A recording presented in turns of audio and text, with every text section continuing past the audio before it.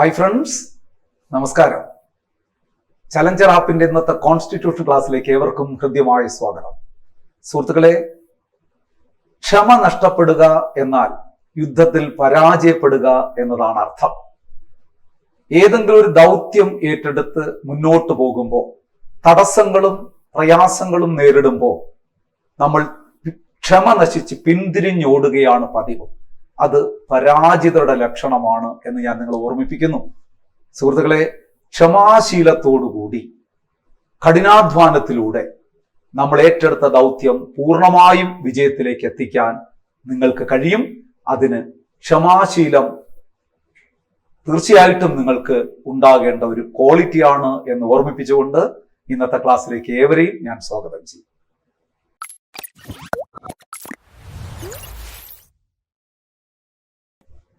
സുഹൃത്തുക്കളെ, ഇന്ന് കഴിഞ്ഞ ക്ലാസിന്റെ തുടർച്ചയായ ഒരു ക്ലാസ്സാണ്.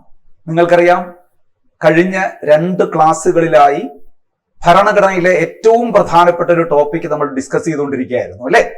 ഭരണഘടനാ ഭേദഗതികൾ, കോൺസ്റ്റിറ്റ്യൂഷണൽ അമെൻമെന്റ് ആക്ട്സ് ആണ് നമ്മൾ പഠിച്ചുകൊണ്ടിരിക്കുന്നത്. അതില് സിലബസിൽ പറഞ്ഞിരിക്കുന്ന ആദ്യത്തെ 2 ഭരണഘടനാ ഭേദഗതികളും നമ്മൾ 2 ക്ലാസ്സുകളിലായി ഡിസ്കസ് ചെയ്തു. 44-ാം ഭരണഘടനാ ഭേദഗതി 1976, 44-ാം ഭേദഗതി 1978. ഇത് രണ്ടും 2 ക്ലാസ്സുകളിലായി നമ്മൾ ഡിസ്കസ് ചെയ്തു. ഇനി അതിന്റെ തുടർച്ചയായ 3ാമത്തെ ക്ലാസ്, ഇന്നത്തെ ക്ലാസ്സിൽ നമ്മൾ ഡിസ്കസ് ചെയ്യുന്നത് 52-ാം ഭരണഘടനാ ഭേദഗതി 1985. 85-ലെ 52-ാം ഭരണഘടനാ ഭേദഗതിയാണ് നമ്മൾ പഠിക്കാൻ പോകുന്നത്. വളരെ പ്രധാനപ്പെട്ട ഒരു ഭേദഗതിയാണ്.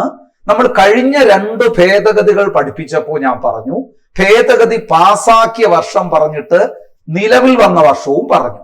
42-ാം ഭേദഗതിയുടെ കാര്യത്തിൽ 76-ൽ ഭേദഗതി നിയമം പാസാക്കി, 77 ജാനുവരി 3-ൽ നിലവിൽ വന്നു. 44-ാം ഭേദഗതിയുടെ കാര്യത്തിൽ 1978-ൽ 44-ാം ഭേദഗതി നിയമം പാസാക്കി, 79 ഏപ്രിൽ 30-ാം തീയതി ആ ഭേദഗതി നിയമം നിലവിൽ വന്നു. ഓർമ്മയുണ്ടോ അങ്ങനെ പഠിക്കുന്നത്? അങ്ങനെയാണെങ്കിൽ ഇവിടെ പറയാനുള്ളത് 52-ാം ഭരണഘടനാ ഭേദഗതി പാസാക്കിയതും നിലവിൽ വന്നതും 1985-ലാണ്. ഒരു ഇയർ ഓർത്താൽ മതി. ഈ ഭേദഗതി നിയമം പാസാക്കിയതും നിലവിൽ വന്നതും 2085-ലാണ്. ഈ സമയം ഇന്ത്യയുടെ പ്രധാനമന്ത്രി ആരായിരുന്നു? രാജീവ് ഗാന്ധി. പഠിക്കണം. 42-ാം ഭേദഗതി പഠിച്ചപ്പോ ഇന്ദിരാഗാന്ധിയും ഫക്രുദ്ദീൻ അലി അഹമ്മദും എന്ന് നമ്മൾ പഠിച്ചു. 44-ാം ഭേദഗതി പഠിച്ചപ്പോ മൊറാർജി ദേശായിയും നീലം സഞ്ജീവ് റെഡ്ഡിയും ആണ് പ്രധാനമന്ത്രിയും രാഷ്ട്രപതിയും എന്ന് പഠിച്ചു. ഇവിടെ നമ്മൾ പറയുന്നു 52-ാം ഭേദഗതി 1985. ആ സമയം ഇന്ത്യയുടെ പ്രധാനമന്ത്രി രാജീവ് ഗാന്ധിയാണ്, രാഷ്ട്രപതി ഗ്യാനി സെയിൽ സിംഗുമാണ്. അപ്പോ 52-ാം ഭേദഗതി നിയമം പാസാക്കിയപ്പോൾ ഇന്ത്യയുടെ പ്രധാനമന്ത്രി രാജീവ് ഗാന്ധി, രാഷ്ട്രപതി ഗ്യാനി സെയിൽ സിംഗ്. മറക്കരുത്. നോക്കൂ, ഈ 52-ാം ഭേദഗതിയുടെ പ്രത്യേകത എന്താണെന്ന് അറിയാമോ? 52-ാം ഭേദഗതി നിയമത്തിലൂടെയാണ് ഇന്ത്യൻ ഭരണഘടനയിൽ 10-ാം ഷെഡ്യൂൾ ഉൾപ്പെടുത്തിയത്. 10-ാം ഷെഡ്യൂൾ ഉൾപ്പെടുത്തിയ ഭേദഗതിയാണ് 52-ാം ഭേദഗതി. 10-ാം ഷെഡ്യൂളിൽ പ്രതിപാദിക്കുന്ന വിഷയം എന്താണെന്ന് ചോദിച്ചാൽ കൂറുമാറ്റ നിരോധന നിയമം. വളരെ പ്രധാനപ്പെട്ട ഒരു ചോദ്യമാണ്. ഇന്ത്യൻ ഭരണഘടനയിലെ 10-ാം ഷെഡ്യൂളിൽ പ്രതിപാദിക്കുന്ന വിഷയമെന്ത്? കൂറുമാറ്റ നിരോധന നിയമം. ക്ലിയർ ആയല്ലോ? അപ്പോ എനിക്ക് ഒരു ചെറിയ കാര്യം കൂടി ഒന്ന് ക്ലിയർ ആക്കിയിട്ട് ഇതിലേക്ക് തിരിച്ചു വന്നാൽ നിങ്ങൾക്ക് കൂടുതൽ മനസ്സിലാകും എന്നാണ് എന്റെ വിശ്വാസം. അപ്പൊ ഞാൻ ആ ഒരു ചെറിയ കാര്യം പറയട്ടെ.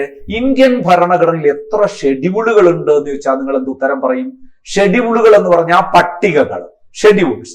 ഇന്ത്യൻ ഭരണഘടനയിൽ നിലവിൽ 12 ഷെഡ്യൂളുകൾ ഉണ്ട്. എന്നാൽ ഭരണഘടന നിലവിൽ വന്നപ്പോൾ 8 ഷെഡ്യൂളുകളേ ഉണ്ടായിരുന്നുള്ളൂ. ഇപ്പൊ ഞാൻ പറയുന്ന ഒരു കുഞ്ഞു ടോപ്പിക്ക് പോലെ നിങ്ങളുടെ മനസ്സിലിട്ടേക്കണം. ഇന്ത്യൻ ഭരണഘടനയിൽ നിലവിൽ 8 ഷെഡ്യൂളുകളുണ്ട്. ഭരണഘടന നിലവിൽ വന്നപ്പോൾ ഇന്ത്യൻ ഭരണഘടനയിൽ നിലവിൽ 12 ഷെഡ്യൂളുകളുണ്ട്. ഭരണഘടന നിലവിൽ വന്നപ്പോൾ 8 ഷെഡ്യൂളുകളേ ഉണ്ടായിരുന്നുള്ളൂ. ക്ലിയർ ആയല്ലോ? അതിനർത്ഥം എന്താണ്? 4 ഷെഡ്യൂളുകൾ പിന്നീട് കൂട്ടിച്ചേർത്തു എന്നല്ലേ? 9-ാം ഷെഡ്യൂള്, 10-ാം ഷെഡ്യൂള്, 11-ാം ഷെഡ്യൂള്, 12-ാം ഷെഡ്യൂള്. അതാദ്യം ഒന്ന് ക്ലിയർ ചെയ്ത് പോവുക. അപ്പൊ 8 ഷെഡ്യൂളുകൾ നേരത്തെ എഴുതി വെച്ചിട്ടുണ്ടായിരുന്നു ഭരണഘടനയിൽ. പിന്നീട് ഒരുമിച്ചല്ല, വിവിധ സാഹചര്യങ്ങളിലാണ് 4 ഷെഡ്യൂളുകൾ കൂട്ടിച്ചേർത്തത്. നിങ്ങൾക്കറിയാം, ഇന്ത്യൻ ഭരണഘടനയിൽ എന്തെങ്കിലും കൂട്ടിച്ചേർക്കണമെങ്കിൽ തീർച്ചയായിട്ടും ഭരണഘടനാ ഭേദഗതി നിയമം പാസാക്കിയിരിക്കണമല്ലോ പാർലമെന്റിൽ. അപ്പൊ 9-ാം ഷെഡ്യൂൾ ഉൾപ്പെടുത്തിയെങ്കിൽ അതിന്റെ പിന്നിൽ ഒരു ഭരണഘടനാ ഭേദഗതി ഉണ്ടായിരിക്കണം. 10ഉം 11ഉം 12ഉം ഷെഡ്യൂളുകൾ ഉൾപ്പെടുത്തിയിട്ടുണ്ടെങ്കിൽ അവയുടെ എല്ലാത്തിന്റെയും പുറകില് ഓരോ ഭരണഘടനാ ഭേദഗതികൾ ഉണ്ടായിരിക്കണം. അത് ആദ്യം പറഞ്ഞിട്ട് നമുക്ക് 1 മുതൽ 8 വരെ പിന്നീട് പറയാം. അപ്പൊ എന്റെ ചോദ്യം ഇതാണ്, 9-ാം ഷെഡ്യൂൾ ഇന്ത്യൻ ഭരണഘടനയിൽ ഉൾപ്പെടുത്തിയ ഭരണഘടനാ ഭേദഗതി ഏത്? 1-ാം ഭേദഗതി 1951. ഇന്ത്യൻ ഭരണഘടന ആദ്യമായി ഭേദഗതി ചെയ്തത് 1951 എന്ന് നമ്മൾ ആദ്യ ക്ലാസ്സിൽ പഠിച്ചു. അപ്പൊ ആ 51-ലെ 1-ാം ഭരണഘടനാ ഭേദഗതിയിലൂടെയാണ് ഇന്ത്യൻ ഭരണഘടനയിൽ 9-ാം ഷെഡ്യൂൾ ഉൾപ്പെടുത്തിയത്. 9-ാം ഷെഡ്യൂളിൽ പ്രതിപാദിക്കുന്ന വിഷയം എന്താണെന്ന് അറിയാമോ? ലാൻഡ് റിഫോംസ്, ഭൂപരിഷ്കരണത്തെ കുറിച്ചാണ് 9-ാം ഷെഡ്യൂൾ പ്രതിപാദിക്കുന്നത്. അപ്പൊ ആ 9-ാം ഷെഡ്യൂൾ മനസ്സിലൊന്ന് പതിപ്പിച്ചു വെച്ചുകൊള്ളുക. 9-ാം ഷെഡ്യൂൾ ഭരണഘടനയിൽ ഉൾപ്പെടുത്തിയ ഭേദഗതി, 1-ാം ഭേദഗതി, വർഷം 1951. 9-ാം ഷെഡ്യൂളിൽ പ്രതിപാദിക്കുന്ന വിഷയം ഭൂപരിഷ്കരണം. ഇനി 10-ാം ഷെഡ്യൂൾ, അടുത്തത് 10-ാം ഷെഡ്യൂളിൽ ഭരണഘടനയിൽ ഉൾപ്പെടുത്തിയ ഭേദഗതി, അതാണ് നമ്മൾ പഠിക്കുന്നത്, ഇപ്പൊ പഠിക്കുന്നത്. 52-ാം ഭരണഘടനാ ഭേദഗതി 1985. അതിൽ പ്രതിപാദിക്കുന്ന വിഷയം എന്താണ്? കൂറുമാറ്റ നിരോധന നിയമം. അപ്പൊ അഡീഷണൽ ആയിട്ട് കൂട്ടിച്ചേർത്ത 2 എണ്ണം നമ്മൾ പറഞ്ഞു. 9-ാം ഷെഡ്യൂൾ 1-ാം ഭരണഘടനാ ഭേദഗതിയിലൂടെ 1951 കൂട്ടിച്ചേർത്തു. അതിൽ പ്രതിപാദിക്കുന്ന വിഷയം ലാൻഡ് റിഫോംസ്, ഭൂപരിഷ്കരണം. 10-ാം ഷെഡ്യൂൾ ഉൾപ്പെടുത്തിയ ഭേദഗതി 52-ാം ഭേദഗതി 1985. അതിൽ പ്രതിപാദിക്കുന്നത് കൂറുമാറ്റ നിരോധന നിയമം. ഇനി 2 കൂടെ അല്ലേ ഉള്ളൂ, 11ഉം 12ഉം. അതുകൂടി നമുക്കൊന്ന് വിശദീകരിക്കാം. 11ഉം 12ഉം ഷെഡ്യൂൾ ഉൾപ്പെടുത്തിയ ഭേദഗതികളാണ്. ഇനി നമ്മൾ അടുത്ത ക്ലാസ്സിൽ പഠിക്കാൻ പോകുന്ന ഭേദഗതികൾ നമുക്ക് സിലബസിൽ പറഞ്ഞിട്ടുള്ളത് എന്ന് പറഞ്ഞാൽ 11-ാം ഷെഡ്യൂൾ ഇന്ത്യൻ ഭരണഘടന ഉൾപ്പെടുത്തിയത് 73-ാം ഭരണഘടനാ ഭേദഗതിയിലൂടെ പ്രതിപാദിക്കുന്ന വിഷയം പഞ്ചായത്തി രാജ്. അപ്പൊ 73-ാം ഭരണഘടനാ ഭേദഗതിയിലൂടെ 11-ാം ഷെഡ്യൂൾ ഭരണഘടനയിൽ ഉൾപ്പെടുത്തി. ഭരണഘടനയിലെ 11-ാം ഷെഡ്യൂളിൽ പ്രതിപാദിക്കുന്ന വിഷയം പഞ്ചായത്തി രാജ്. ഇനി അവസാനത്തത് 12-ാം ഷെഡ്യൂൾ ഇന്ത്യൻ ഭരണഘടനയിൽ ഉൾപ്പെടുത്തിയ ഭേദഗതി 74-ാം ഭേദഗതി, നേരത്തെ പറഞ്ഞതിന്റെ തൊട്ടടുത്തത് 74-ാം ഭരണഘടനാ ഭേദഗതി. സെയിം ഇയർ 1992 തന്നെയാണ്. 1992 തന്നെയാണ് 73, 74 ഭേദഗതികൾ പാസാക്കിയത്. അപ്പൊ 92-ലെ 74-ാം ഭേദഗതിയിലൂടെ 12-ാം ഷെഡ്യൂൾ ഉൾപ്പെടുത്തി. 12-ാം ഷെഡ്യൂളിൽ പ്രതിപാദിക്കുന്ന വിഷയം നഗരപാലികാ ബില്ല് അഥവാ മുനിസിപ്പാലിറ്റീസ് ആക്ട്. ഈ അഡീഷൻ വന്ന 4 എണ്ണം നിങ്ങൾക്ക് മനസ്സിലായിട്ടുണ്ടാവും എന്ന് ഞാൻ വിശ്വസിക്കുന്നു. ഒന്നുകൂടി ഞാൻ ഉറപ്പിക്കാം. ഇന്ത്യൻ ഭരണഘടനയിൽ നിലവിൽ 12 ഷെഡ്യൂളുകൾ ഉണ്ട്. ഭരണഘടന നിലവിൽ വന്നപ്പോൾ 8 ഷെഡ്യൂളുകളെ ഉണ്ടായിരുന്നുള്ളൂ. 4 എണ്ണം പിന്നീട് കൂട്ടിച്ചേർത്തു. 9, 10, 11, 12 ഷെഡ്യൂളുകൾ. അതിൽ 9-ാം ഷെഡ്യൂൾ ഉൾപ്പെടുത്തിയ ഭരണഘടനാ ഭേദഗതി, 1-ാം ഭേദഗതി 1951. അതിലെ പ്രതിപാദ്യ വിഷയം ഭൂപരിഷ്കരണം. 10-ാം ഷെഡ്യൂൾ ഭരണഘടനയിൽ ഉൾപ്പെടുത്തിയ ഭേദഗതി 52-ാം ഭേദഗതി 1985. അതിലെ പ്രതിപാദ്യ വിഷയം കൂറുമാറ്റ നിരോധന നിയമം. 11-ാം ഷെഡ്യൂൾ ഇന്ത്യൻ ഭരണഘടനയിൽ ഉൾപ്പെടുത്തിയ ഭേദഗതി 73-ാം ഭരണഘടനാ ഭേദഗതി 1992. അതിലെ പ്രതിപാദ്യ വിഷയം പഞ്ചായത്തി രാജ്. 12-ാം ഷെഡ്യൂൾ ഭരണഘടനയിൽ ഉൾപ്പെടുത്തിയ ഭേദഗതി 74-ാം ഭേദഗതി 1992. അതിലെ പ്രതിപാദ്യ വിഷയം നഗരപാലികാ ബിൽ അഥവാ മുനിസിപ്പാലിറ്റീസ് ആക്ട്. സുഹൃത്തുക്കളെ, അഡീഷണലായി വന്ന 4 ഭരണഘടനാ ഭേദഗതികളും അത് ഉൾപ്പെടുത്തിയ ഷെഡ്യൂളുകളും നിങ്ങൾക്ക് മനസ്സിലായി. അതിൽ പ്രതിപാദിക്കുന്ന വിഷയങ്ങളും മനസ്സിലായി എന്ന് ഞാൻ വിശ്വസിക്കുന്നു. ഇനി 1 മുതൽ 8 വരെ നേരത്തെ എഴുതി വെച്ചിട്ടുള്ള ഷെഡ്യൂളുകളിൽ പ്രതിപാദിക്കുന്ന എന്താണെന്ന് കൂടെ പറഞ്ഞാൽ ആ ഷെഡ്യൂളുകൾ എന്ന് പറയുന്ന ടോപ്പിക്ക് കൂടെ നിങ്ങൾ പഠിച്ചു കഴിഞ്ഞു എന്ന് ഞാൻ പറയും. അവിടെ നമുക്ക് ഭരണഘടനാ ഭേദഗതി പറയണ്ട. എന്തുകൊണ്ട്? അത് ഭരണഘടനാ ഭേദഗതിയിലൂടെ അല്ല ഉൾപ്പെടുത്തിയത്, നേരത്തെ എഴുതി വെച്ചിട്ടുള്ളതായിരുന്നു. അപ്പോ അതിൽ എന്തു പറയുന്നു എന്ന് മാത്രം പറഞ്ഞാൽ മതി. 1 to 8 അല്ലെ. ഒന്നാം ഷെഡ്യൂളിൽ പ്രതിപാദിക്കുന്നത് സ്റ്റേറ്റ്സ് ആൻഡ് യൂണിയൻ ടെറിട്ടറീസ്, സംസ്ഥാനങ്ങളും കേന്ദ്രഭരണ പ്രദേശങ്ങളും. പരീക്ഷയ്ക്ക് ചോദിക്കും, സംസ്ഥാനങ്ങളെയും കേന്ദ്രഭരണ പ്രദേശങ്ങളെയും കുറിച്ച് പ്രതിപാദിക്കുന്ന ഭരണഘടനാ ഷെഡ്യൂൾ ഏത്? ഒന്നാം ഷെഡ്യൂള്. രണ്ടാം ഷെഡ്യൂള് രാഷ്ട്രപതി, ഗവർണർ, സ്പീക്കർ തുടങ്ങിയവരുടെ വേതന വ്യവസ്ഥകളെ കുറിച്ച് പറയുന്നതാണ്. സാലറീസ് ആൻഡ് അലവൻസസ്, ഇമോൾമെന്റ്സ് എന്നൊക്കെ പറയും. രാഷ്ട്രപതി, ഗവർണർ, സ്പീക്കർ തുടങ്ങിയവരുടെ വേതന വ്യവസ്ഥകളെ കുറിച്ച് പറയുന്നതാണ് രണ്ടാം ഷെഡ്യൂളെങ്കിൽ മൂന്നാം ഷെഡ്യൂളിൽ പ്രതിപാദിക്കുന്നത് സത്യപ്രതിജ്ഞകളും ഉറപ്പുകളും, ഓത്ത് ആൻഡ് അഫർമേഷൻ. ആരുടെ മുമ്പിൽ സത്യപ്രതിജ്ഞ ചെയ്യണം, ഏത് രീതിയിലാണ് സത്യപ്രതിജ്ഞ ചെയ്യേണ്ടത് തുടങ്ങിയ കാര്യങ്ങൾ, സത്യപ്രതിജ്ഞകളെയും ഉറപ്പുകളെയും കുറിച്ച് പ്രതിപാദിക്കുന്നത് മൂന്നാം schedule. 4 administration and control of scheduled areas, ചില പ്രത്യേക ഭൂവിഭാഗങ്ങളുടെ ഭരണം. നമ്മുടെ ഇന്ത്യയിൽ നമ്മൾ റിമോട്ടായിട്ടൊക്കെ കിടക്കുന്ന, ഐസൊലേറ്റഡ് ആയിട്ട് കിടക്കുന്ന ചില പ്രദേശങ്ങളുണ്ട്. അവയുടെ ഭരണം എങ്ങനെയായിരിക്കണം, ചില പ്രത്യേക ഭൂവിഭാഗങ്ങളുടെ ഭരണത്തെ കുറിച്ച് പറയുന്നു 5ാം ഷെഡ്യൂള്. 6ാം schedule administration and control of tribal groups, ഗോത്രവർഗങ്ങളുടെ ഭരണം. നിങ്ങൾക്കറിയാം, ആസാം, ത്രിപുര, മേഘാലയ, മിസോറാം തുടങ്ങിയ സംസ്ഥാനങ്ങളിലാണ് കൂടുതൽ ഗോത്രവർഗക്കാരുള്ളത്. ആ ഗോത്രവർഗക്കാര ഭരണത്തെ കുറിച്ച് പറയുന്നതാണ് 6ാം ഷെഡ്യൂള്. 7ാം ഷെഡ്യൂള് ലിസ്റ്റുകളെന്ന് നമുക്ക് ചുരുക്കി പറയാം. നമ്മൾ മുമ്പ് പഠിച്ചിട്ടുള്ളതാണ്. ഗവൺമെന്റിന്റെ അധികാരങ്ങളെ 3 ലിസ്റ്റുകളിലായി പ്രതിപാദിച്ചിരിക്കുന്ന ഷെഡ്യൂളാണ് 7ാം schedule. Union list, state list, concurrent list നിങ്ങൾ പഠിച്ചതാണ്. 7ആയി.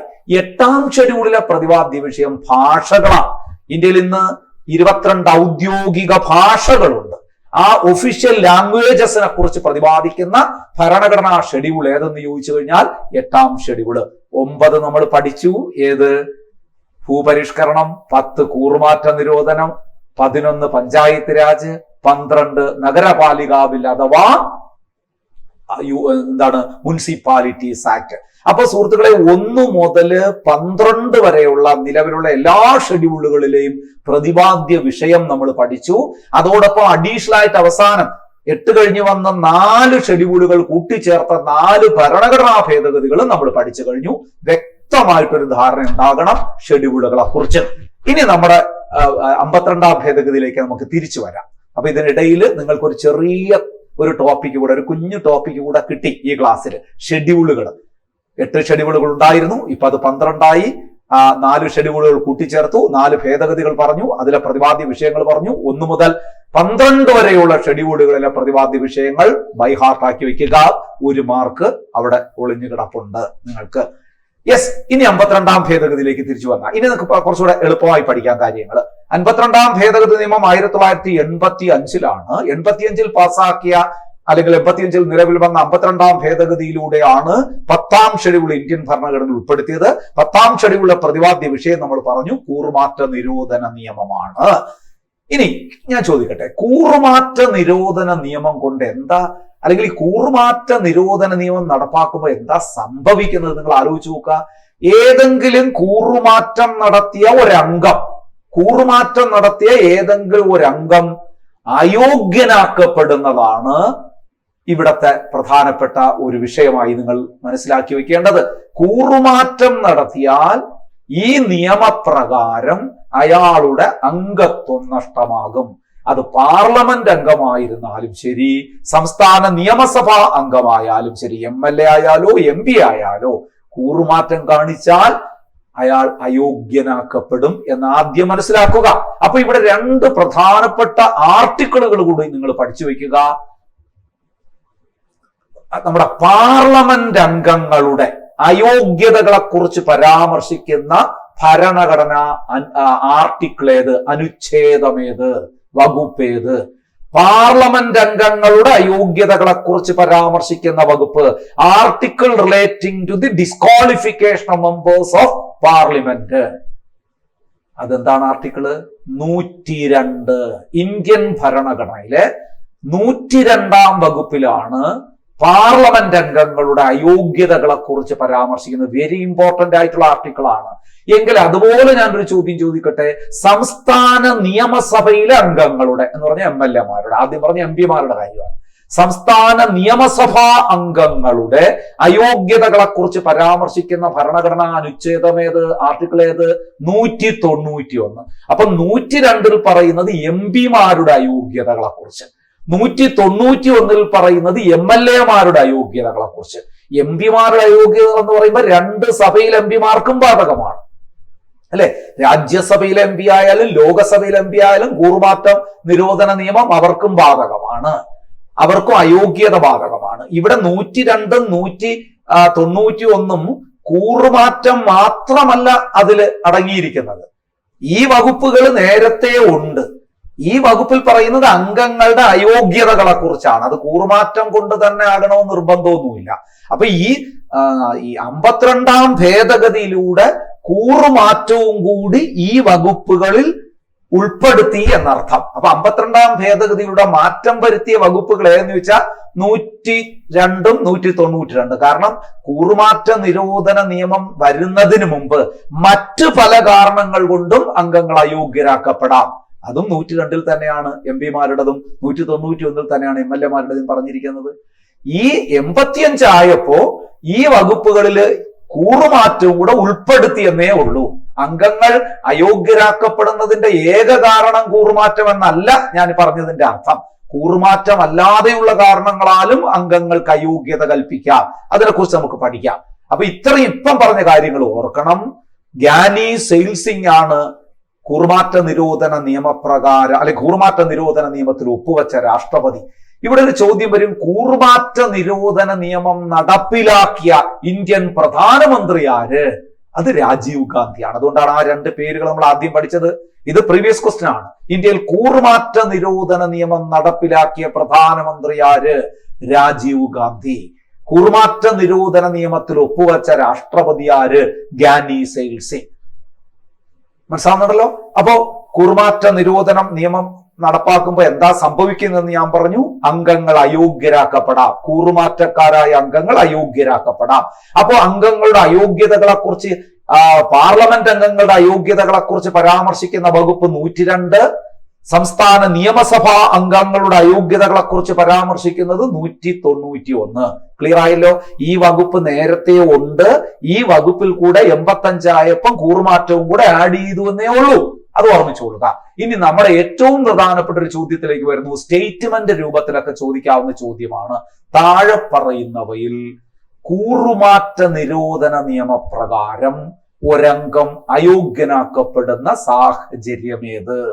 അല്ലെങ്കിൽ അയോഗ്യനാക്കപ്പെടുന്ന സാഹചര്യം അല്ലാത്തത് ഏത്? ഇങ്ങനെയൊക്കെ ചോദിക്കാം. ആ രീതിയിലുള്ള ചോദ്യങ്ങൾ ഏത് രീതിയിൽ ചോദിച്ചാലും നിങ്ങൾക്ക് ഉത്തരം എഴുതണമെങ്കിൽ കൂറുമാറ്റ നിരോധന നിയമപ്രകാരം ഒരംഗം എങ്ങനെ അയോഗ്യനാക്കപ്പെടുന്നു എന്ന് നിങ്ങളൊന്ന് പഠിച്ചു വെക്കുക. വെരി വെരി ഇമ്പോർട്ടന്റ് ആണ്. ഞാനൊരു 4 പോയിന്റ് പറയാൻ പോവുകയാണ്. കൂറുമാറ്റ നിരോധന നിയമപ്രകാരം ഒരംഗം അയോഗ്യനാക്കപ്പെടുന്ന സാഹചര്യങ്ങൾ ശ്രദ്ധിച്ചു കേൾക്കുക. 1, ഒരു രാഷ്ട്രീയ പാർട്ടിയുടെ ചിഹ്നത്തിൽ നിന്ന് മത്സരിച്ച് വിജയിച്ച ശേഷം ആ പാർട്ടിയുടെ അംഗത്വം രാജിവെക്കുമ്പോൾ അത് കൂറുമാറ്റമാണ്. ഒരു രാഷ്ട്രീയ പാർട്ടിയുടെ ചിഹ്നത്തിൽ നിന്ന് മത്സരിച്ച് വിജയിച്ച ഒരംഗം വിജയിച്ചു കഴിഞ്ഞതിന് ശേഷം ആ പാർട്ടിയുടെ അംഗത്വം സ്വമേധയാൽ രാജിവെക്കുന്നു. മറ്റൊരു പാർട്ടിയിൽ ചേരണമെന്ന് നിർബന്ധമൊന്നുമില്ല. ഈ തെരഞ്ഞെടുപ്പിൽ നിന്ന് വിജയിച്ച ഈ രാഷ്ട്രീയ പാർട്ടിയിൽ നിന്ന് രാജിവെച്ചാൽ അയാൾ കൂറുമാറ്റക്കാരനായി മാറും.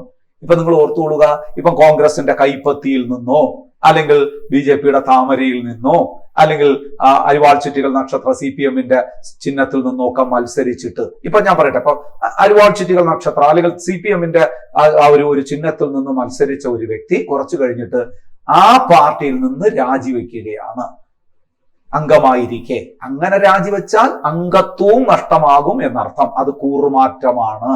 അപ്പം ആ പോയിന്റ് ഒന്ന് മനസ്സിൽ പതിപ്പിച്ചോളുക.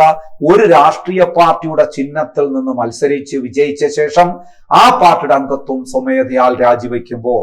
2, രാഷ്ട്രീയ പാർട്ടിയുടെ നിർദ്ദേശത്തിന് വിരുദ്ധമായി സഭയുടെ വോട്ടിങ്ങിൽ നിന്ന് വിട്ടുനിൽക്കുകയോ വോട്ട് രേഖപ്പെടുത്താതിരിക്കുകയോ ചെയ്താൽ അതും കൂറുമാറ്റമാണ്. അതൊന്ന് ശ്രദ്ധിക്കണം. ആ പോയിന്റ് ഞാനൊന്ന് വിശദീകരിക്കാം. പാർട്ടിയുടെ നിർദ്ദേശത്തിന് വിരുദ്ധമായി, ഞാനൊരു കാര്യം പറയട്ടെ, നമ്മുടെ MLA-മാരായാലും MP-മാരായാലും അവര് സഭയിൽ എങ്ങനെ പ്രവർത്തിക്കണമെന്ന് അതാത് പാർട്ടി നിർദ്ദേശം നൽകും. സഭയിൽ ഒരു ഇഷ്യൂ വരുമ്പോ അതിൽ എങ്ങനെ പ്രതികരിക്കണമെന്ന് പാർട്ടി അവർക്ക് നിർദ്ദേശം കൊടുക്കും. പാർലമെന്ററി ടേമിൽ പറഞ്ഞാൽ അതിനെയാണ് നമ്മൾ വിപ്പ് കൊടുക്കൽ എന്ന് പറയുന്നത്. വിപ്പ് കൊടുക്കും. ആ വിപ്പ് അനുസരിച്ച് പ്രവർത്തിക്കാൻ ഓരോ അംഗവും ബാധ്യസ്ഥനാണ്. ഇപ്പൊ ഇപ്പൊ ഞാൻ ഒറ്റ ഉദാഹരണം പറയുമ്പോൾ നിങ്ങൾക്ക് മനസ്സിലാവുന്നതാണ് എന്റെ വിശ്വാസം. ഇപ്പൊ നമ്മുടെ കേരള നിയമസഭയില് ഇപ്പോ നിങ്ങൾക്കറിയാലോ, പിണറായി വിജയൻ ഗവൺമെന്റ് ആണ് ഭരിക്കുന്നത്. ഈ പിണറായി വിജയൻ ഗവൺമെന്റ് ഭരിക്കുന്ന ഈ കേരള നിയമസഭയില് CPM-കാര് മാത്രമല്ലല്ലോ MLA-മാരായിട്ടുള്ളത്. 140 സീറ്റുകളാണ് കേരള നിയമസഭയിൽ ഇപ്പൊ നിലവിലുള്ളത്. അപ്പൊ 140 MLA-മാരുണ്ട്. ഈ 140 MLA-മാരെന്ന് പറഞ്ഞാൽ വിവിധ രാഷ്ട്രീയ പാർട്ടികളുടെ MLA-മാരാണ്, അല്ലെ? കോൺഗ്രസ്സുകാരുണ്ട്, മുസ്ലിം ലീഗുകാരുണ്ട്, CPI-കാരുണ്ട്, CPM-കാരുണ്ട്, ജനതാദളുകാരുണ്ട്, അതുപോലെ തന്നെ കേരള കോൺഗ്രസ്സുകാരുണ്ട്. ഇങ്ങനെ വ്യത്യസ്തങ്ങളായിട്ടുള്ള വിവിധ പാർട്ടികളുടെ MLA-മാരടങ്ങുന്നതാണ് കേരള നിയമസഭയിലെ 140 MLA-മാര്. ഞാൻ പറയുന്നത്, നോക്കൂ, പ്രതിപക്ഷ പാർട്ടികള് ഈ ഗവൺമെന്റിനെതിരെ ഒരു അവിശ്വാസ പ്രമേയം കൊണ്ടുവരുന്നു എന്ന് നിങ്ങൾ വിചാരിക്കുക. പിണറായി സർക്കാരിനെതിരെ ഒരു അവിശ്വാസ പ്രമേയം കൊണ്ടുവരികയാണ്. നാളെയാണ് അവിശ്വാസ പ്രമേയത്തിന്മേൽ വോട്ടെടുപ്പ് നടക്കുന്നത് നിങ്ങൾ വിചാരിക്കുക. അപ്പോഴെന്ത് ചെയ്യുമെന്നറിയാമോ? എല്ലാ രാഷ്ട്രീയ പാർട്ടികളും അവരവരുടെ MLA-മാർക്ക് നിർദ്ദേശം നൽകും, വിപ്പ് നൽകും. നിർബന്ധമായും സഭയുടെ വോട്ടിങ്ങിൽ പങ്കെടുക്കണം, എന്നിട്ട് എങ്ങനെ വോട്ട് ചെയ്യണം എന്ന്. ഇപ്പം പ്രതിപക്ഷ പാർട്ടികള് അവിശ്വാസ പ്രമേയം അവതരിപ്പിക്കുന്ന പ്രതിപക്ഷ പാർട്ടികളുടെ എല്ലാ പാർട്ടികളിലെയും ആ മുന്നണിയിലെ എല്ലാ പാർട്ടികളും അവരവരുടെ MLA-മാരോട് പറയും, നിർബന്ധമായും നാളെ നിങ്ങൾ സഭയിൽ ഹാജരാകണം, എന്നിട്ട് ഈ പ്രമേയത്തിനെ അനുകൂലിച്ചുകൊണ്ട് വോട്ട് ചെയ്യണം. ഇപ്പുറത്തോ ഭരണകക്ഷിയുടെ MLA-മാരെ അതാത് പാർട്ടിക്കാർ പറയും, നിർബന്ധമായും സഭയുടെ വോട്ടിങ്ങിൽ നാളെ പങ്കെടുത്തിരിക്കണം, ഈ പ്രമേയത്തിനെ എതിർത്തുകൊണ്ട് വോട്ട് ചെയ്തിരിക്കണം. ഈ നിർദ്ദേശത്തിന് വിരുദ്ധമായി സഭയുടെ വോട്ടിങ്ങിൽ പങ്കെടുക്കാതിരിക്കുകയോ ഇവര് പറയുന്നതിന് വിരുദ്ധമായി വോട്ട് ചെയ്യുകയോ ചെയ്താൽ അത് കൂറുമാറ്റമാണ്. ഇപ്പൊ ക്ലിയർ ആയല്ലോ ഞാൻ പറഞ്ഞത്? അപ്പോ പാർട്ടിയുടെ നിർദ്ദേശത്തിന് വിരുദ്ധമായി സഭയുടെ വോട്ടിങ്ങിൽ നിന്ന് വിട്ടുനിൽക്കുകയോ വോട്ട് രേഖപ്പെടുത്തുകയോ ചെയ്താൽ, വിരുദ്ധമായി വോട്ട് രേഖപ്പെടുത്തുകയോ ചെയ്താൽ അത് കൂറുമാറ്റ നിരോധനമാണ്. കൂറുമാറ്റ നിരോധന നിയമപ്രകാരം അത് ആക്ഷൻ എടുക്കാവുന്ന പ്രവൃത്തിയാണ് എന്ന് നിങ്ങൾ ഓർക്കുക. ക്ലിയർ ആവുന്നുണ്ടോ? അപ്പൊ 2 പോയിന്റ് പറഞ്ഞു. അത് ആദ്യം പറഞ്ഞ എന്താണ്? ഒരു രാഷ്ട്രീയ പാർട്ടിയുടെ ചിഹ്നത്തിൽ നിന്ന് മത്സരിച്ച് വിജയിച്ച ശേഷം ആ പാർട്ടിയുടെ അംഗത്വം സ്വമേധയാൽ രാജിവെക്കുമ്പോ, 2 രാഷ്ട്രീയ പാർട്ടിയുടെ നിർദ്ദേശത്തിന് വിരുദ്ധമായി സഭയുടെ വോട്ടിങ്ങിൽ പങ്കെടുക്കാതിരിക്കുകയോ എതിർത്ത് വോട്ട് ചെയ്യുകയോ ചെയ്താൽ, അല്ലെങ്കിൽ വിരുദ്ധമായി ഈ കൊടുക്കുന്ന നിർദ്ദേശത്തിന് വിരുദ്ധമായി വോട്ട് ചെയ്യുകയോ ചെയ്താൽ അത് കൂറുമാറ്റമാണ്.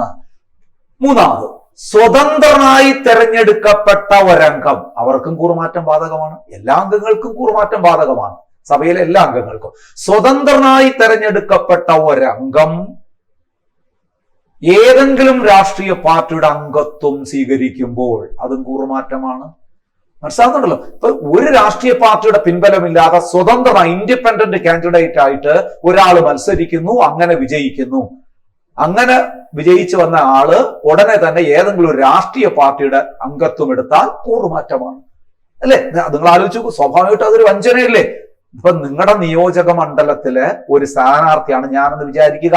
ഞാൻ നിങ്ങളോട് പറയുന്നു, ഞാനൊരു സ്വതന്ത്ര സ്ഥാനാർത്ഥിയാണ്, എനിക്കൊരു രാഷ്ട്രീയമില്ല, നിങ്ങൾ ഒരു രാഷ്ട്രീയ പാർട്ടികൾക്ക് വോട്ട് കൊടുക്കരുത്, എല്ലാം കള്ളന്മാരാണ്, നിങ്ങളുടെ ശബ്ദം സഭയിൽ ഉയർന്നു കേൾക്കാൻ, ജാതി മത പരിഗണനകൾക്കൊക്കെ അതീതമായി നിങ്ങളുടെ ശബ്ദം ഉയർന്നു കേൾക്കാൻ ഞാൻ സഭയിൽ ഉണ്ടാകും, നിങ്ങൾ എന്നെ വോട്ട് ചെയ്താൽ. അതുകൊണ്ട് നിങ്ങളെല്ലാം എനിക്ക് വോട്ട് ചെയ്യണം.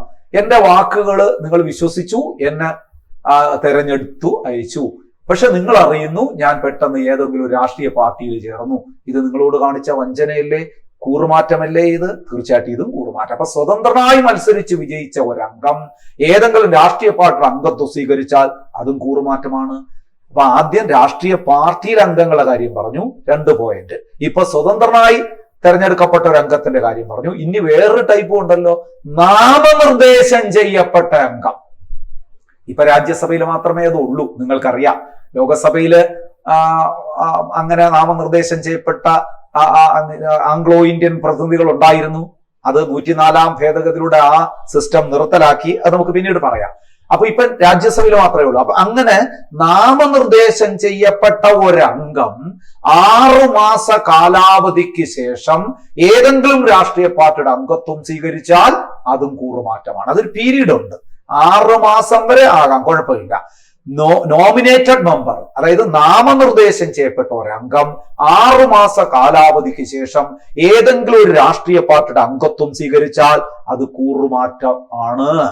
കൂറുമാറ്റ നിരോധന നിയമപ്രകാരം അംഗത്വം നഷ്ടപ്പെടാനുള്ള ഒരു കാരണമാണ്. ഈ 4 പോയിന്റ് നിങ്ങൾക്ക് അറിയാമെങ്കിൽ തീർച്ചയായിട്ടും 1 മാർക്കിനുള്ള സാധ്യതയുണ്ട്. ഞാൻ ഒന്നുകൂടി പെട്ടെന്ന് പറയാം. അപ്പോൾ നമ്മൾ കുറെ ഓരോ പോയിന്റും വിശദീകരിച്ച് പറഞ്ഞതുകൊണ്ട് ഓർഡറായിട്ട് നിങ്ങളുടെ മനസ്സിലുണ്ടാകണമെന്നില്ല. ഞാൻ ഇതിനെ പോയിന്റ് മാത്രം എന്ന് പറയാം. ചോദ്യം പറഞ്ഞതിന് ശേഷം ചോദ്യം എന്താണ്? കൂറുമാറ്റ നിരോധന നിയമപ്രകാരം ഒരംഗം അയോഗ്യനാക്കപ്പെടുന്ന സാഹചര്യങ്ങളേവ. 1, ഏതെങ്കിലും ഒരു രാഷ്ട്രീയ പാർട്ടിയുടെ ചിഹ്നത്തിൽ മത്സരിച്ച് വിജയിച്ച ശേഷം സ്വമേധയാൽ ആ പാർട്ടിയുടെ അംഗത്വം രാജിവെക്കുമ്പോൾ. 2, പാർട്ടിയുടെ നിർദ്ദേശത്തിന് വിരുദ്ധമായി സഭയുടെ വോട്ടിങ്ങിൽ നിന്ന് വിട്ടുനിൽക്കുകയോ വോട്ട് ചെയ്യുകയോ ചെയ്താൽ. 3, സ്വതന്ത്രനായി തെരഞ്ഞെടുക്കപ്പെട്ട ഒരംഗം ഏതെങ്കിലും രാഷ്ട്രീയ പാർട്ടിയുടെ അംഗത്വം സ്വീകരിച്ചാൽ. 4, നാമനിർദ്ദേശം ചെയ്യപ്പെട്ട ഒരംഗം 6 മാസ കാലാവധിക്ക് ശേഷം ഏതെങ്കിലും ഒരു രാഷ്ട്രീയ പാർട്ടിയുടെ അംഗത്വം സ്വീകരിക്കുമ്പോൾ അതും കൂറുമാറ്റമാണ്. വ്യക്തമായി പഠിക്കണം സുഹൃത്തുക്കളെ. അങ്ങനെയാണെങ്കിൽ കൂറുമാറ്റ നിരോധന നിയമപ്രകാരം ഒരംഗത്തിന് അയോഗ്യത കൽപ്പിക്കുന്നത് ആര്? വെരി വെരി ഇമ്പോർട്ടന്റ് ചോദ്യമാണ്. കൂറുമാറ്റ നിരോധന നിയമപ്രകാരം ഒരംഗത്തിന് അയോഗ്യത കൽപ്പിക്കുന്നത് ആര്? ഒരംഗം കൂറുമാറ്റം നടത്തി, ആ അംഗത്തിന് അയോഗ്യത കൽപ്പിക്കാനുള്ള അധികാരമാർക്കാണ്? അവിടെ നിങ്ങൾ ഓർക്കേണ്ടത്, കൂറുമാറ്റ നിരോധന നിയമപ്രകാരം ഒരംഗത്തിന് അയോഗ്യത കൽപ്പിക്കുന്ന ആരെന്ന് ചോദിച്ചു കഴിഞ്ഞാൽ അത് സഭയുടെ പ്രിസൈഡിംഗ് ഓഫീസർ, സഭയുടെ അധ്യക്ഷൻ എന്ന് തന്നെ പറയണം. കാരണം ഇത് ജനറൽ ആയിട്ടുള്ള ചോദ്യമാണ്. ഏത് സഭയെന്ന് നമ്മൾ ചോദ്യത്തിൽ പറഞ്ഞിട്ടില്ല. നമ്മൾ പറയുന്നത് കൂറുമാറ്റ നിരോധന നിയമപ്രകാരം ഒരംഗത്തിന് അയോഗ്യത കൽപ്പിക്കുന്ന ആരെന്നേ പറഞ്ഞിട്ടുള്ളൂ. അത് സഭയുടെ പ്രിസൈഡിംഗ് ഓഫീസർ, സഭയുടെ അധ്യക്ഷൻ ആരോ അദ്ദേഹമാണ്. ഇനി നമ്മൾ അതിനെ വിശദീകരിച്ച് പറയാം. കൂറുമാറ്റ നിരോധന നിയമപ്രകാരം ലോകസഭാ അംഗത്തിന് അയോഗ്യത കൽപ്പിക്കുന്നത് ആര്? ലോകസഭയുടെ അധ്യക്ഷനാര്? അത് ഓർത്താൽ മതി, ലോകസഭാ സ്പീക്കർ. അപ്പൊ സ്പെസിഫിക് ആയിട്ട് ഇങ്ങനെ ചോദിച്ചാൽ കൂറുമാറ്റ നിരോധന നിയമപ്രകാരം ലോകസഭാ അംഗത്തിന് അയോഗ്യത കൽപ്പിക്കുന്നത് ആര്? അത് ആരാണ്? ലോകസഭാ സ്പീക്കർ. കൂറുമാറ്റ നിരോധന നിയമപ്രകാരം രാജ്യസഭാ അംഗത്തിന് അയോഗ്യത കൽപ്പിക്കുന്നത് ആര്? രാജ്യസഭാ ചെയർമാൻ, രാജ്യസഭയുടെ അധ്യക്ഷനല്ലേ. ഇനി കൂറുമാറ്റ നിരോധന നിയമപ്രകാരം സംസ്ഥാന നിയമസഭാ അംഗത്തിന് അയോഗ്യത കൽപ്പിക്കുന്നത് ആര്? നിയമസഭാ സ്പീക്കർ. ഇതൊക്കെ സ്പെസിഫിക് ആയിട്ട് നമ്മൾ ചോദിച്ച ചോദ്യങ്ങളാണ്. പക്ഷെ ആദ്യം ഞാൻ ചോദിച്ചത് ജനറലായി ചോദിച്ചാണ്, കൂറുമാറ്റ നിരോധന നിയമപ്രകാരം ഒരംഗത്തിന് അയോഗ്യത കൽപ്പിക്കുന്നത് എവിടത്തെ അംഗത്തിനെന്ന് പറഞ്ഞില്ല. അത് ഏത് സഭയുമാകാം. അതുകൊണ്ട് നമ്മൾ അതിന് ജനറലായിട്ട് ഉത്തരം പറഞ്ഞാൽ മതി, സഭയുടെ പ്രിസൈഡിംഗ് ഓഫീസർക്ക് അല്ലെങ്കിൽ സഭയുടെ അധ്യക്ഷനാണ് അങ്ങനെ കൂറുമാറ്റ നിരോധന നിയമപ്രകാരം ഒരംഗത്തിന് അയോഗ്യത കൽപ്പിക്കാനുള്ള അവകാശം. അപ്പൊ അത് ലോകസഭയുടെ കാര്യത്തിൽ ലോകസഭാ സ്പീക്കർക്ക്, രാജ്യസഭയുടെ കാര്യത്തിൽ രാജ്യസഭയുടെ ചെയർമാൻ, സംസ്ഥാന നിയമസഭയുടെ കാര്യത്തിൽ നിയമസഭാ ചെയർമാനാണ്. ക്ലിയർ ആയല്ലോ സുഹൃത്തുക്കളെ? അങ്ങനെയാണെങ്കിൽ ഏറ്റവും പ്രധാനപ്പെട്ട ഒരു ചോദ്യത്തിലേക്ക് ഞാൻ വരികയാണ്. കൂറുമാറ്റ നിരോധന നിയമപ്രകാരം ഇന്ത്യയിൽ ആദ്യമായി അയോഗ്യനാക്കപ്പെട്ട പാർലമെന്റ് അംഗമാരാണ്? വളരെ വളരെ പ്രധാനപ്പെട്ട ചോദ്യമാണ്. അയാളുടെ പേര് മറക്കരുത്.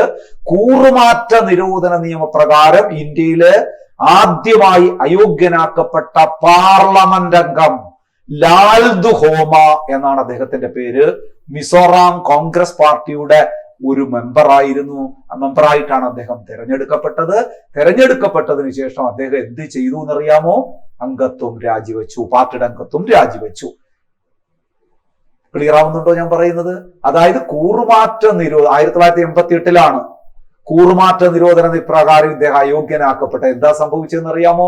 മിസോറാം കോൺഗ്രസ് പാർട്ടിയുടെ ഒരു കാൻഡിഡേറ്റ് ആയിട്ട് നിന്ന് മത്സരിച്ച് വിജയിച്ച ശേഷം ആ പാർട്ടിയുടെ അംഗത്വം രാജിവെക്കുന്നു. നമ്മൾ നേരത്തെ പറഞ്ഞ ആദ്യ പോയിന്റ്, ഏതെങ്കിലും ഒരു രാഷ്ട്രീയ പാർട്ടിയുടെ ചിഹ്നത്തിൽ നിന്ന് മത്സരിച്ച് വിജയിച്ച ശേഷം ആ പാർട്ടിയുടെ അംഗത്വം രാജിവെച്ചാൽ കൂറുമാറ്റ നിരോധന നിയമപ്രകാരം അയോഗ്യനാക്കപ്പെടും എന്ന് നമ്മൾ പഠിച്ചില്ലേ?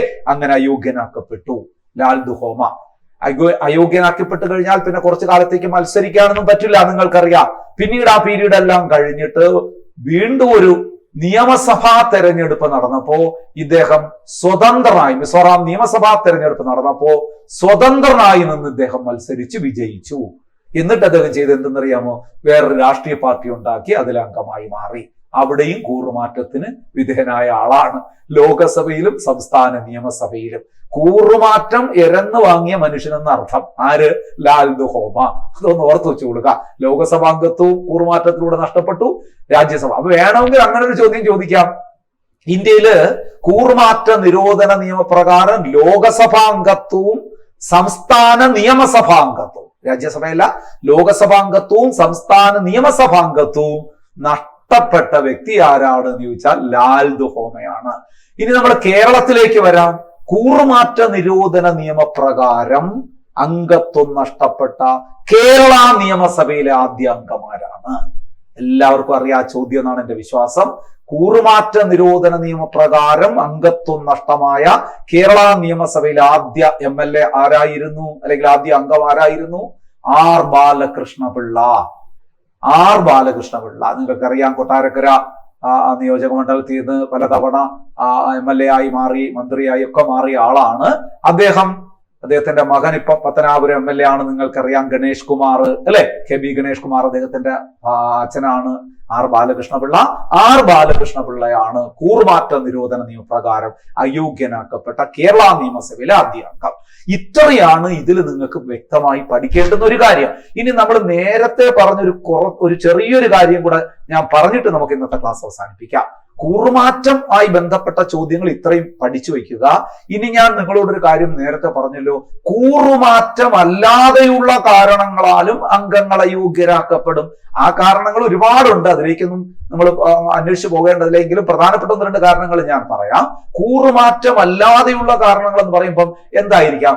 പാപ്പരായി പ്രഖ്യാപിക്കപ്പെടുമ്പോ, ഇൻസോൾവെന്റ്, അതായത് പാപ്പരായി, ഏതെങ്കിലും ഒരു വ്യക്തി പാപ്പരായി പ്രഖ്യാപിക്കപ്പെടുമ്പോ എന്ന് പറയാം, അയാളുടെ വസ്തുവകകളെല്ലാം നഷ്ടപ്പെട്ട് കടം കയറി കുത്തുവാള എടുത്തു കഴിഞ്ഞാൽ അങ്ങനെ ഒരു വ്യക്തിക്ക് ഒരു സഭയുടെ അംഗമായി തുടരാൻ അവകാശമില്ല. ഒരു വ്യക്തിയെ പാപ്പരായി പ്രഖ്യാപിക്കപ്പെടുമ്പോൾ, 2 ചിത്തഭ്രമം ബാധിക്കുമ്പോ, അൺസൗണ്ട് മൈൻഡ് എന്ന് പറയും അല്ലെ, തലയ്ക്ക് സുഖമില്ല അല്ലെ, അങ്ങനെ ഒരാൾക്ക് പാർലമെന്റ് അംഗമായിട്ട് തുടരാൻ പറ്റുമോ? അല്ലെങ്കിൽ നിയമസഭാ അംഗമായിട്ട് തുടരാൻ പറ്റുമോ? പറ്റില്ല. അതെങ്ങനെ പറ്റും? പാർലമെന്റിൽ അല്ലെങ്കിൽ നിയമസഭയിൽ ചുമ്മാ ഇരുന്ന ഒരു മനുഷ്യൻ ചിരിച്ചുകൊണ്ടിരിക്കുന്നു. എന്താണ് കാരണം എന്ന് ചോദിച്ചപ്പോൾ പൊട്ടിക്കരയുന്നു. എന്താണ്? ചിത്തഭ്രമം ബാധിച്ചു. നമ്മൾ അങ്ങനെ തുടരാൻ പറ്റുമോ? നമ്മൾ ആരെങ്കിലും പറയാൻ ആഗ്രഹിക്കുന്നുവോ എന്റെ MLA ഒരു ഭ്രാന്തനാണെന്ന്? ഇല്ലല്ലോ, അങ്ങനെ ഒരിക്കലും സംഭവിക്കാൻ പറ്റില്ല. അപ്പൊ ചിത്തഭ്രമം ബാധിച്ചാലും അയോഗ്യനാക്കപ്പെടും. ഇനി അംഗമായിരിക്കെ, സഭാംഗമായിരിക്കെ ഏതെങ്കിലും ഗവൺമെന്റ് പദവികൾ സ്വീകരിക്കും, മറ്റൊരു ജോലി സ്വീകരിക്കുമ്പോൾ, മനസ്സിലാകുന്നുണ്ടല്ലോ, സഭാംഗമായിരിക്കെ ഏതെങ്കിലും ഒരു ഗവൺമെന്റ് പദവി സ്വീകരിച്ചു കഴിഞ്ഞാൽ അതും കൂറുമാറ്റത്തിന് കാരണമാകും. ഇനി നമുക്ക് പറയാം, സഭാംഗമായിരിക്കെ മറ്റൊരു രാജ്യത്തെ പൗരത്വം സ്വീകരിച്ചാലും സഭാംഗത്വം നഷ്ടമാണ്. നമ്മൾ പൗരത്വമൊക്കെ പഠിച്ചതാണ്. സഭാംഗമായിരിക്കെ മറ്റൊരു രാജ്യത്തിന്റെ പൗരത്വം സ്വീകരിച്ചാൽ സഭാംഗം മാത്രമല്ല നഷ്ടമാകുന്നത്, സഭാംഗത്വം മാത്രമല്ല നഷ്ടമാകുന്നത്, ഇന്ത്യൻ പൗരത്വവും നഷ്ടമാകും. നമ്മൾ പഠിച്ചിട്ടുണ്ട് അല്ലെ? 9ാം വകുപ്പ് ഓർമ്മയുണ്ടോ? ആർട്ടിക്കിൾ 9 നമ്മൾ പൗരത്വം പഠിച്ചപ്പോ പറഞ്ഞ കാര്യമാണ്. ഒരു ഇന്ത്യൻ പൗരൻ സ്വമേധയാൽ വിദേശ പൗരത്വം സ്വീകരിച്ചാൽ അയാളുടെ ഇന്ത്യൻ പൗരത്വം നഷ്ടമാകുന്നു എന്ന് പഠിച്ച ഓർമ്മയുണ്ടോ? അപ്പൊ അത് കൂറുമാറ്റത്തിനും നമ്മുടെ അയോഗ്യനാക്കപ്പെടാനും അത് കാരണമാകും.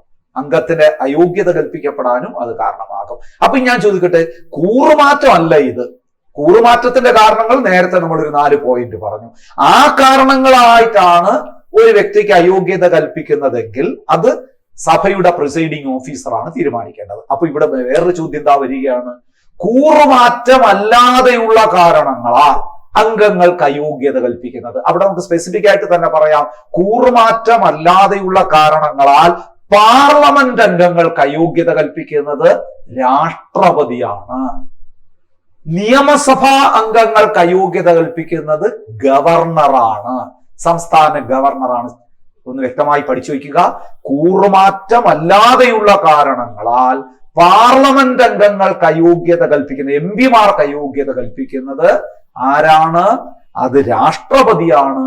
എന്നാൽ MLA മാർക്ക്, സംസ്ഥാന നിയമസഭാ അംഗങ്ങൾക്ക് അയോഗ്യത കൽപ്പിക്കുന്നത് അതാരാണ്?